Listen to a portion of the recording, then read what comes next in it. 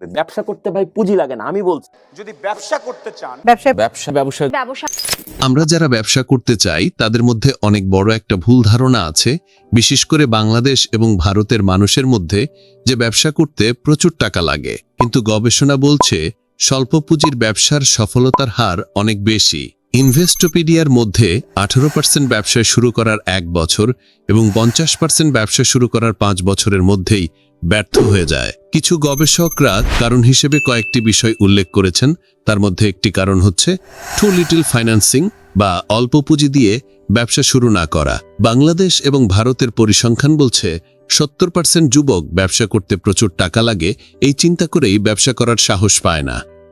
কিন্তু বাস্তব অভিজ্ঞতা বলছে বাংলাদেশ এবং ভারতের বড় বড় কোম্পানিগুলোর ব্যবসা শুরু হয়েছিল মাত্র সামান্য কিছু টাকা দিয়ে।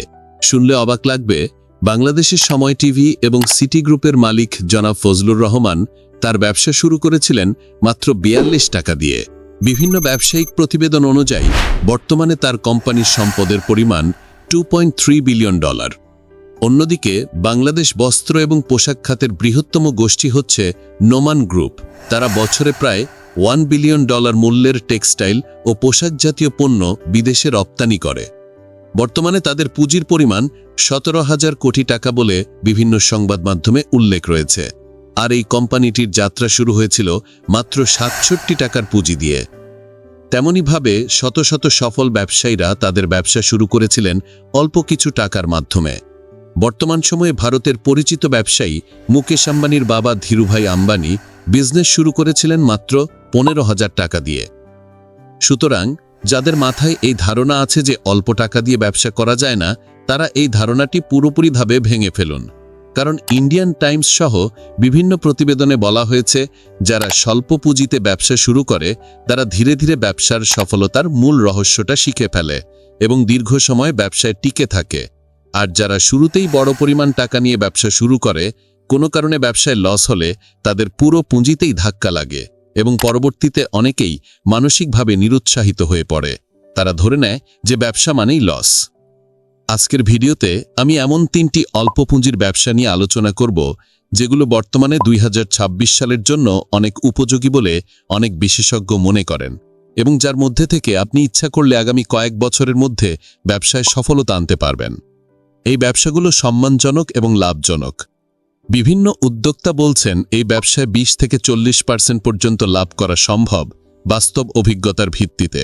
বিশেষ করে যারা গ্রাম এবং শহরের কাছাকাছি থাকেন, এই ব্যবসাটি তাদের জন্য অনেক উপযোগী। তবে এই ব্যবসাগুলো করার আগে আপনাকে সারা বিশ্ব এবং বাংলাদেশে বর্তমান পরিস্থিতি সম্পর্কে একটু খোঁজ খবর রাখতে হবে। কেন রাখতে হবে? বিশেষ করে এই 2026 সালে যদি আপনি ব্যবসা করতে চান, তাহলে আপনাকে ব্যবসার সার্বিক পরিস্থিতি সম্পর্কে জানতে হবে। ইউরোপ এবং আমেরিকার বাজারে বর্তমানে যা হচ্ছে, আগামী 5 থেকে 10 বছর পর বাংলাদেশের বাজারেও সেই ধরনের প্রবণতা দেখা যায়, অনেক গবেষকরা এভাবে বলেন। বিষয়টা সহজভাবে বুঝতে হলে আপনাদের একটু ইতিহাসে যেতে হবে। সময়টা 1770 সাল, যখন ইউরোপের সবেমাত্র শিল্প বিপ্লব শুরু হয়। নানা জায়গায় বড় বড় শিল্প কারখানা গড়ে ওঠে। প্রচুর মানুষ চাকরির আশায় গ্রাম থেকে শহরে আসতে থাকে। একদিকে শহরের জনসংখ্যা বাড়তে থাকে আর গ্রামের জনসংখ্যা কমতে থাকে। এতে গ্রামে যারা কৃষিকাজ করত তাদের অনেকেই শহরে এসে চাকরি করতে শুরু করে, যার ফলে গ্রামের ফসল উৎপাদন আগের থেকে কমে যায়। এর জন্য শহরের খাদ্যপণ্যের অভাব দেখা দেয়। তাই শহরের মানুষের খাদ্যের চাহিদা পূরণের জন্য হাইব্রিড খামার এবং প্রক্রিয়াজাত খাদ্যপণ্যের ব্যবহার বৃদ্ধি পায়। অনেকেই সব খাবারকে সুষম খাদ্য বলে গ্রহণ করতে থাকে। কিন্তু সময়ের সাথে সাথে দেখা যায় মানুষের মাঝে অসুস্থতা এবং বিভিন্ন রোগের প্রবণতা বাড়ছে, এমন ধারণা তৈরি হয়। এরপর থেকেই মানুষের মাঝে স্বাস্থ্যকর খাদ্য এবং অর্গানিক খাবারের প্রবণতা বৃদ্ধি পেতে থাকে। 1940 সালের দিকে সচেতনতা তৈরি হয় এবং ধীরে ধীরে সারা পৃথিবীতে অর্গানিক ফুডের ধারণা ছড়িয়ে পড়ে। বর্তমান সময় ইউরোপ এবং আমেরিকার বড় বড় সুপার শপগুলোতে অর্গানিক ফুডের জন্য আলাদা স্টোর থাকে। সেখানে লেখা থাকে অর্গানিক ফুড, মানে এতে কোনো প্রকার রাসায়নিক সংযোজন নেই এবং তুলনামূলকভাবে দাম বেশি থাকে। পুরো ইউরোপ এবং আমেরিকা সহ সারা পৃথিবীতেই অর্গানিক ফুডের জনপ্রিয়তা অনেক বেশি। আমাদের বাংলাদেশে অর্গানিক ফুডের ধারণা তৈরি হয় মাত্র কয়েক বছর আগে। 2010 সালের পর থেকে এর জনপ্রিয়তা বাড়তে থাকে এবং বর্তমান সময়ে অর্গানিক ফুডের জনপ্রিয়তা অনেক বৃদ্ধি পেয়েছে। আসল কথা হচ্ছে, আমি কেন আপনাদের অর্গানিক ফুডের গল্প শোনাচ্ছি, কারণ যদি আপনি 2026 সাল থেকে 30 সালের মধ্যে ব্যবসা করতে চান, তাহলে একটি সম্ভাবনাময় ক্ষেত্র হিসেবে অর্গানিক ফুড নিয়ে কাজ করা যায়। অনেক উদ্যোক্তা বলছেন অর্গানিক ফুডের ব্যবসার মুনাফার হার বেশি এবং এর চাহিদাও দিন দিন বাড়ছে। অর্গানিক ফুডের জনপ্রিয়তা নিয়ে বাস্তব একটি উদাহরণ দেই। আমাদের মধ্যে অনেকে ডক্টর জাহাঙ্গীর কবিরকে চেনেন। তিনি মূলত অর্গানিক এবং স্বাস্থ্যকর খাদ্য নিয়ে মানুষকে সচেতন করেন এবং তার অনলাইন উপস্থিতি খুবই শক্তিশালী। ইউটিউব চ্যানেলে 3.11 মিলিয়ন সাবস্ক্রাইবার এবং ফেসবুক পেজে প্রায় 3 মিলিয়ন ফলোয়ার্স রয়েছে বলে বিভিন্ন উৎসে উল্লেখ আছে। তিনি পেশায় ডাক্তার হলেও স্বাস্থ্যকর খাদ্য এবং লাইফস্টাইল নিয়ে কন্টেন্ট তৈরি করে অনেক জনপ্রিয়তা অর্জন করেছেন। অনেক উদ্যোক্তা মনে করেন তিনি তার ব্র্যান্ড এবং ব্যবসার মাধ্যমে উল্লেখযোগ্য আয় করছেন। আমি এটা বোঝাতে চাচ্ছি যে যদি আপনি ব্যবসা করতে চান, তাহলে এমন কোনো জিনিস নিয়ে ব্যবসা করা উচিত যার দীর্ঘমেয়াদী চাহিদা থাকবে। তো আপনার মাথায় এটা ঢুকিয়ে নিন যে যতদিন পর্যন্ত এই পৃথিবী থাকবে এবং মানুষ শহরে বসবাস করবে, ততদিন স্বাস্থ্যকর এবং অর্গানিক খাবারের চাহিদা থাকবে। এখন কি ধরনের অর্গানিক ফুড নিয়ে কাজ করতে পারেন এবং কিভাবে করবেন সে সম্পর্কে ধারণা দেই। বর্তমান সময়ে শহরের মানুষের খাবারের নামে সবচেয়ে বেশি সমস্যা দেখা যায় ভাতে। শহরের মানুষ মিনিকেট এবং নাজেশাই নামে যে চাল ব্যবহার করে সেগুলো অনেকে পছন্দ করে, কিন্তু অনেক বিশেষজ্ঞ মনে করেন এখানেই সমস্যা। গ্রামের মানুষ যে চাল বা ভাত খায় সেগুলো শহরে সহজে পাওয়া যায় না, আর অসাধু ব্যবসায়ীরা ধানকে মেশিনে কেটে চিকন বানিয়ে মিনিকেট নামে বিক্রি করে এবং এতে অতিরিক্ত লাভ করে। এক্ষেত্রে অনেকে মনে করেন ভোক্তাদের কাছে আসল মানের চাল পৌঁছে দেওয়ার সুযোগ আছে। কেউ যদি এই সেক্টরে কাজ করেন তাহলে খুব দ্রুত ব্যবসা বৃদ্ধি পেতে পারে। অনেক উদ্যোক্তা এই অভিজ্ঞতা শেয়ার করেছেন। তবে এখানে কয়েকটা টেকনিক ফলো করতে হবে। পুরো কাজটা আপনাকে অনলাইন বা সোশ্যাল মিডিয়া প্ল্যাটফর্মের মাধ্যমে করতে হবে।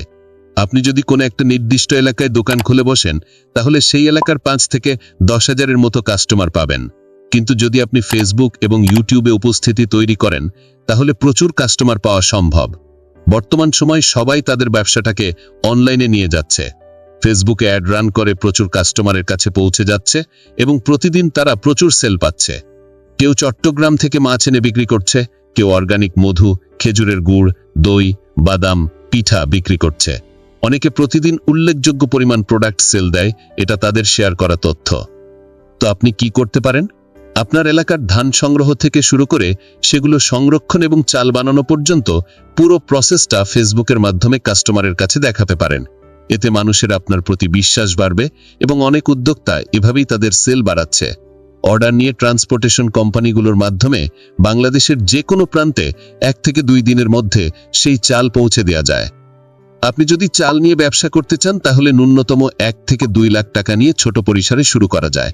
আর যদি অন্যান্য অর্গানিক ফুড নিয়ে কাজ করতে চান, তাহলে 50 থেকে 80,000 টাকা দিয়ে শুরু করা যায় বলে অনেকে বলেন। যাই হোক, এই সম্পর্কে যদি বিস্তারিত জানতে চান তাহলে কমেন্টে জানাতে পারেন। আমি চেষ্টা করব অন্য আরেকটা ভিডিওতেই অর্গানিক ফুডের বিজনেসের পুরো প্রসেসটা আপনাদের সামনে তুলে ধরতে। তো দ্বিতীয় বিজনেস হচ্ছে স্যানিটারি প্রোডাক্ট। স্যানিটারি প্রোডাক্টের কথা শুনে অনেকে অবাক হতে পারেন, কিন্তু বর্তমান সময় বাস্তবতা আগে থেকে ভিন্ন। যদি বলা হয় হারিকেন এবং বাল্ব, এই দুইটা পণ্য থেকে কোনটা নিয়ে ব্যবসা করলে ভালো হবে, নিশ্চয়ই বাল্ব নিয়ে ব্যবসা করতে চাইবেন। কারণ হারিকেন বর্তমান সময় কেউ ব্যবহার করে না, সবাই বৈদ্যুতিক বাতি ব্যবহার করে। তাই সহজেই বোঝা যায় কোন প্রোডাক্টের চাহিদা আছে। তেমনি আপনি যদি আপনার এলাকার আশেপাশে তাকিয়ে দেখেন, তাহলে দেখতে পাবেন আগে যে টিনের ঘরগুলো ছিল সেগুলো বর্তমানে বিল্ডিং হয়ে গেছে। তো যত বেশি বিল্ডিং হবে, স্যানিটারি প্রোডাক্টের চাহিদা তত বাড়বে।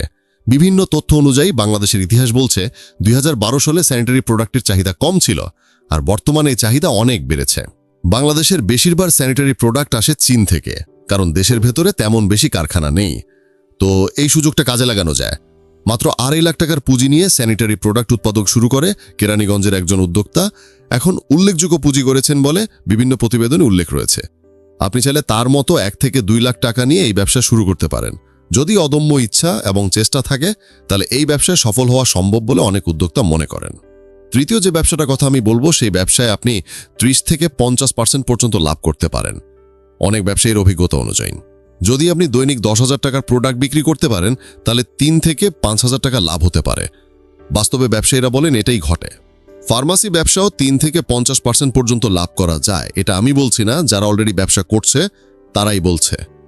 তবে বাংলাদেশের 10 থেকে 20টা কোম্পানি আছে যারা 10 থেকে 20% পর্যন্ত লাভ দিয়ে থাকে, কিন্তু বাংলাদেশে নিবন্ধিত 200-রও বেশি ফার্মাসিউটিক্যাল কোম্পানি রয়েছে যাদের মধ্যে অনেকেই 30 থেকে 50% পর্যন্ত লাভের সুযোগ দেয়, ব্যবসায়ীরা জানান।